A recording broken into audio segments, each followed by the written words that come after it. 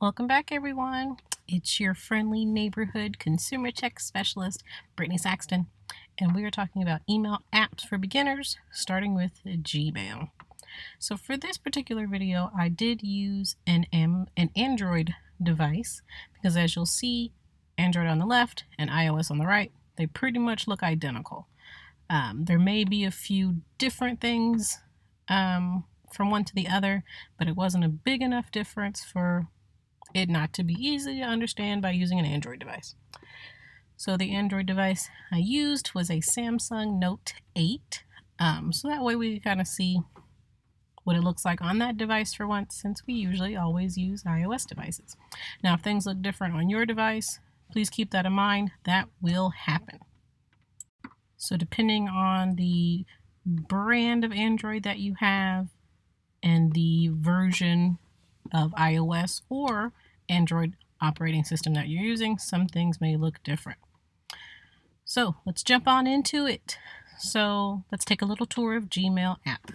So starting at the top, once it's downloaded, of course, you have a three-lined menu in the top left-hand corner, a search bar in the center that says search in mail, and then to the right was just your Gmail profile. If you scroll down a little bit, you'll see your inbox. So these will be all of the emails that you have. Depending on whether or not they're read or unread, this is your inbox. Now, to tell the difference between an unread and read email, read emails will be grayed out, and then unread emails will have bold font. There's also a star on the right of each of them and a date of when they were sent to you. By default, I have this inbox set to put the newest ones at the beginning, and then the star icon will mean that I can move that email to the starred folder. So we'll look at the folders in just a moment. Little tidbit. So you can tell Instacart's been read, Calm email has not. So pretty simple, huh? So for this particular part, what we're going to do is we're going to actually look at all of the different symbols that are inside an email once you open it up. There's quite a few. So starting on the side, you'll have your back arrow to take you back to your inbox or back in email, and then the menu on the right-hand side with the three dots. That three-dot menu will give you this list of options. These may be different if you're using an iOS, but just keep that in mind. There are a lot of icons in this Gmail app. So you've got unsubscribe, mute, add to task, and then help and feedback. There's also moving that email, and then changing the label. In between those, you have archive, delete, and to mark that email unread. The envelope will change if it's already read and you went back into it. You can tap it to mark it unread. And here, just below the subject line, you'll have who it's from and who it went to. And then there's a down caret that you can tap to get more of the detailed information about that email. To the right of the sent details is the left-facing arrow, which is the reply. So this will take you to a compose email screen that will let you type up that email. Now, if you need to change what type of reply you're doing, either reply, reply all, or forward, you'll tap the down-facing arrow to the right of reply. So depending on what you need to do, you can switch that. So reply just to that user, reply to everyone, or send that to someone that didn't get that email. You can also scroll down to the bottom of each of your emails. There will be the three buttons down at the bottom with them labeled, yay, so that way you don't have to do a lot of remembering. Now, inside your email, you'll also have the from and the to information there as well. And then you'll have your subject line right above the body of the email where it says compose email. In the upper right hand corner, you'll have the attach paperclip icon and then the paper airplane send icon to send that email on. So if you want to attach a file, you usually have two options. One will be to attach a file, which will let you search on your actual device. And then you have the option to insert from Drive, which is Google Drive. So the three-dot menu will let you schedule to send this email later, change the email to be in confidential mode, or access the settings for your email. then you can compose and type it as you need. Now, to the right of the to field will be a down caret. What this will do is pop out 2 extra fields that will let you do a carbon copy or a blind carbon copy. So carbon copy, people that need to know. Blind carbon copy, people that need to know but don't need to know about each other. So here's what we're going to do next. If you need to, in your Gmail, to do a little bit of customization where you need to add another account to your Gmail app, here's how you do that. So most of the time, some people like to have just one place to go for everything instead of having to jump around. So you'll access the 3-lined menu. You'll scroll down until you see, or up, depending on who you are. You'll scroll up until you see the settings option. So we have quite a few labels here, and under Google Apps, you'll see Calendar, which will take you to Google Calendar like we talked about last time. And then your contacts, and here's your settings. So once you get there, you'll see General Settings and any account you already have added, and then the Add Account option. Now, while we're here, what we're going to do is tap Add Account, and it's going to ask you what type of email provider do you have that you want to add to the email. So I'm going to choose Outlook. It'll take you to the login page so you can sign into that account in order to complete the process. If I knew how to type, this would be great. There we almost got it. Look at me, I did it. Okay. Then you'll put in your strong, lengthy password or passphrase, and then answer any other questions that show up from here. So we'll ask you what the app needs to access from that account. So like the detailed information of like the name, who it's for, the email address, of course. So any kind of background info that you've put in there. And then the ability to sync that email, so to get the latest emails in the app. And then it'll ask you certain account options, and you can kind of pick and choose those as you want. And then you'll set up the account name and then what it'll show up as. So I'm going to leave all of that the same. And then it's still me that needs to be on the reply option when I reply. And you'll see that new account was added right at the bottom. So in order to get to that other email, you will have to tap on your Gmail, your Google account icon in the upper right-hand corner. It'll give you a pop-up menu of the different accounts, and then you'll select your account from there. If you're using an iOS, this is where you will go to add that secondary account. You won't go through the settings. That was the only difference I really saw. So you can see which inbox you're in by looking at the logo in the upper right hand corner. So you'll see my logo's changed to the Outlook logo, and I'm in my Outlook inbox. Now, if you'll notice when I tap the 3 lines, it says I'm in Gmail still. I have my inbox, which only has 4 emails in it, but I can go to all inboxes to get all of that. But another indicator that I'm in my different account is that my folders are labeled differently in my Outlook account. So from that menu panel I chose all inboxes, so you can kind of see what it looks like. It integrated my Gmail emails with my Outlook emails together, but you can't tell that until you open one of the emails up and see which email they sent it to. All right, so the next thing we're going to do is we are going to play around with composing an email.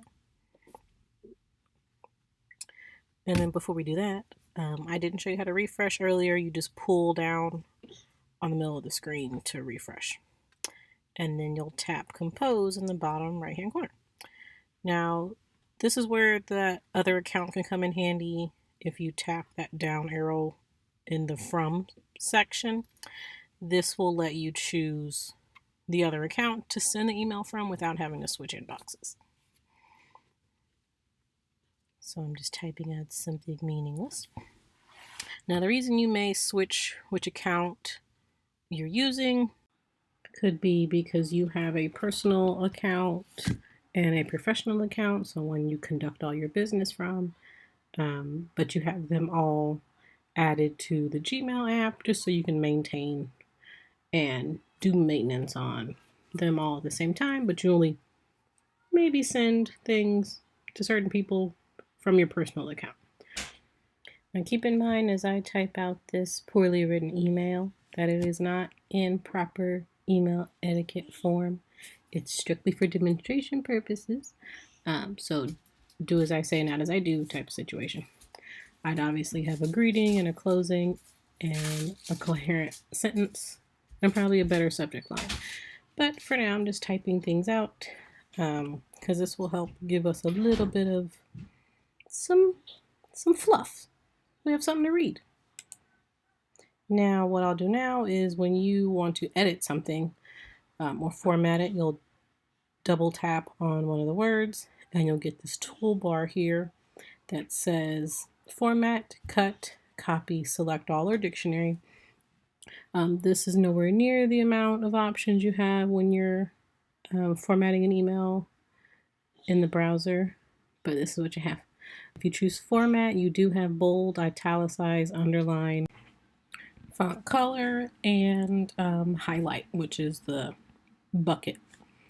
So you'll see I'm doing all of those things to that one word. And as you choose the formatting, those buttons will highlight in gray to show you that you've used them and that they're turned on. Now, if you're ready to attach a file, you can choose Attach File. Here it's taken me to Google Drive, where I can choose a photo or a document to put here in the body of the email, and then I sent it. Now to see it, I'm going to switch back to my Gmail because depending on which email you picked to send it from, that's the one it'll change you to in the inbox. So I've got my email here. So you can see I've got the stuff I typed up top, and at the bottom you'll have some suggested responses above the reply all, and forward buttons. So when you tap one of them, I chose got it, it'll automatically put that text in the body of your email when you reply to it. And then you can finish out your reply. You'll notice as I'm typing, I've got the Gmail predictive text on where it'll fill in what it thinks I'm going to say next. And all I have to do is tap for it to choose what they've exactly assistant. It wouldn't understand that. I just have to type at the end of whatever the suggestion is that they've given me. So I've got my reply typed out here, and you'll notice that there were 3 dots right below where I finished my sentence. This will show you a quote. So it'll just put in what the last email before that you're replying to said, so you can see that in case you forgot. So once you're finished typing, you can attach a file, or like I'm going to do here, add emojis, or just do your regular closing off of your email, or add a signature.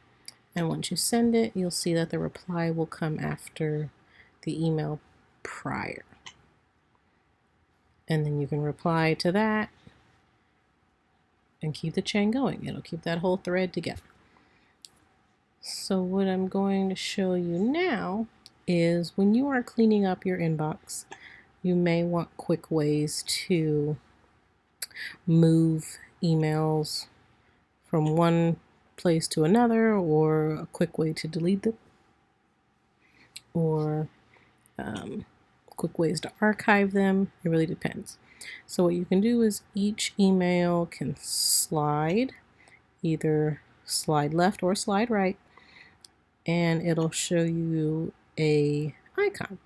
So this particular icon is the archive icon like we learned earlier. So if I swiped this email all the way across, it would go into the archives, which is just long-term storage for that email. So if I want to change those, I need to go to my settings. So when you get here, I was a little confused at first because I didn't know I could tap on general settings. So I ended up here because I tapped on the account name. So you get to look around a little bit.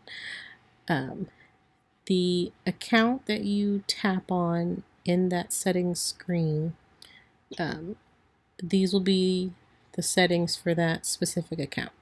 So you can change your mobile signature here, change your conversation view, turn on or off Smart Compose, which we looked at a little bit earlier, add a vacation responder, change how many days of mail to sync, and what to do with images. Like there's all kinds of stuff in here that you can look at for that particular account that's at the very top. To get back, you'll tap the back arrow, and this time you'll tap on general settings, and what you'll have here is an option for swipe actions. So this will be what happens to the email or what options you see when you swipe left or swipe right on an email. So I'm going to tap on swipe actions, and I get to choose what happens when I right swipe by tapping change. So I can either leave it as archive, delete, mark as read, move to, snooze, or do nothing when you swipe right. I'm going to choose delete, and I need to change what happens when I swipe to the left. And for this one, I'm going to choose move to, so I can choose what folder or what location that email goes to aside from my inbox. And once you have those swipe actions chosen, you can tap that back arrow to go back to journal settings. And then you can look at your conversation list density, which will be how close or how far apart your emails show up. So there's default, comfortable, and then the compact. So if you like things spaced out a little more, default's pretty good. Comfortable, can change that. And if you have a lot of stuff to look through, compact is pretty handy. You can also look at default reply actions, auto advance. You can also look at what actions are confirmed before they happen. So if you're worried about accidentally deleting something or accidentally archiving or sending something, you can toggle on and off those options. All right, so once you return to your inbox, you can test out those new swipe action options you chose. So if I swipe all the way over, it'll delete and delete and delete. That's my favorite one. All right, so the next thing I'll show you is if you want to do mass deleting or mass moving. So that means moving things in bulk. So you'll press and hold on an email, and then press and hold on the next one, and keep pushing and holding until you've selected the emails that you want to choose. Be a little careful with this because sometimes you might accidentally tap on the email, but you do get the option at the top to